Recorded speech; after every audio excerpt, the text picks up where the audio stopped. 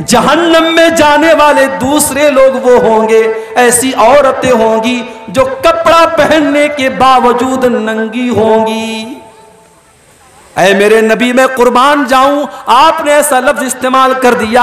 आपने स्कर्ट का नाम नहीं लिया, आपने जींस की पैंट का नाम न लिया, आपने टी शर्ट का नाम न लिया, आपने साड़ी का नाम न लिया, आपने कोई ऐसे कपड़े का नाम न लिया जो आज पहना जाता है। आपने बस दो लफ्ज इस्तेमाल किया, कासियातुन आरियातुन, कपड़ा पहनने के बावजूद नंगी होंगी।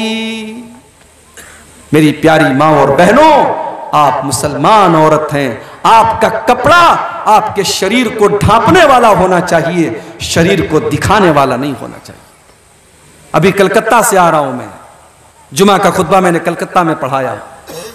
कलकत्ता की सड़कों पर मुसलमान औरत जा रही है, माशाअल्लाह नकाब में जा रही है, नकाब में जा रही है, मगर उस नकाब के अंदर इतने डिजाइन बने हैं, इतने नक्शो निगार बने हैं, इतने उसके अंदर इतना उस नकाब को सजाया गया है कि शायद बगैर नकाब के अगर वो औरत गुजरती तो शायद उतनी तवज्जो उसकी तरफ न दी जाती जितनी नकाब की वजह से दी जा रही। मेरी प्यारी माओ बहनों, नकाब और पर्दे का हुक्म इसलिए दिया गया है ताकि औरत को छुपाया जा सके। अगर नकाब के जरिए औरत अपने आप को दिखा रही है तो वो नकाब भी हराम है, वो नकाब भी गलत है। कासियातुन आरियातुन, कपड़ा पहनने के बावजूद नंगी होंगी। माइलातुन, वो गैर मर्दों को अपनी तरफ आकर्षित करेंगी। मोमिलातुन, उनकी चाल के अंदर बेहया औरतों की चाल होगी। रुऊसुहुन्ना कास्निमतिल बुख्तिल माइला, उनका बाल का बनाने का जो स्टाइल होगा, उनके बालों का जूड़ा जो होगा वो ऊंट के कोहान की तरह होगा। वो अपने बालों का जूड़ा ऐसे बनाएंगी जैसे ऊंट का कोहान होता है। ला यदखुलनल जन्ना, ऐसी औरतें जन्नत में नहीं जाएंगी, और जन्नत में जाना तो बहुत दूर की बात है। वला यजिदना रिहा, वो जन्नत की खुशबू भी नहीं पाएंगी। ये है इस्लाम और ये है नबी की तालीम। तो औरत घर से निकले तो तबर्रुज करके न निकले, बन सवर करके न निकले। नबी अकरम का दौर है, मस्जिद में नमाज के लिए औरतें भी आया करती हैं, मर्दों के पीछे औरतों की सब लगती है। नमाज खत्म होती है, मर्द हजरात भी मस्जिद से निकल रहे हैं, औरतें भी निकल रही हैं।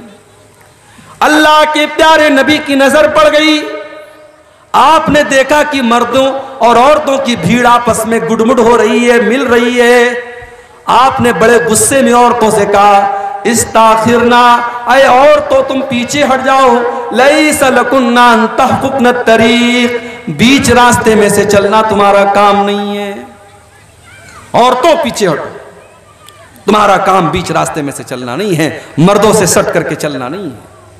अलैकुन्ना बिहाफातित तरीक, अय औरतों तुम किनारों से चलो, तुम रास्ते के किनारों से चलो, बीच रास्ते में से न चलो। ओ मेरी प्यारी माँ बहनों, वो रात रात भर जलसे और तकरीरें सुनने वाली औरतें तो नहीं थी। उन्होंने नबी की हदीस को सुना, उन्होंने नबी के जुमले को सुना। हदीस के अल्फाज हैं, फकानतिल मरअतु तल्तसिकु बिल जिदार। नबी का एक जुमला सुनने के बाद औरतों ने अल्लाह के नबी की बात पर अमल किया और इतना किनारे से चल रही थीं कि बाज औरतें दीवार से चिपक करके चलती थीं और उनका कपड़ा दीवार में फंस जाया करता था। नबी ने एक जुमला इस्तेमाल किया और उनके पर्दे का ये आलम था, उनकी इताअत का ये आलम था। मेरे प्यारे साथी, वला तबर्रजना तबर्रुजल जाहिलियतिल ऊला, ऐ नबी के घर की औरतों तुम बन सवर करके न निकला करो। वह अकीमन सलाह, और तुम नमाज कायम किया करो।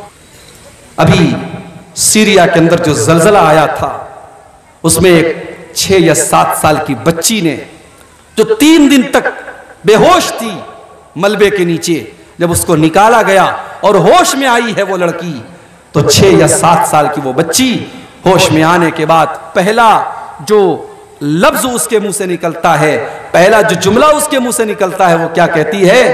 कम मिन सलातिन ज़य्यातुहा, कम मिन सलातिन तरक्तुहा, पता नहीं कितनी नमाजें मेरी छूट गई। 6 या 7 साल की बच्ची को इस बात की टेंशन है, इस बात की फिक्र है कि मेरी कितनी टाइम की नमाजें छूट गई। अल्लाह अकबर। आज हम हट्टे कट्टे हैं, तंदुरुस्त हैं, जवान हैं, हमारी माए बहनों का भी यही हाल है, हमारे मर्दों का भी यही हाल है, नमाजें छूट रही हैं, कोई फर्क नहीं पड़ रहा।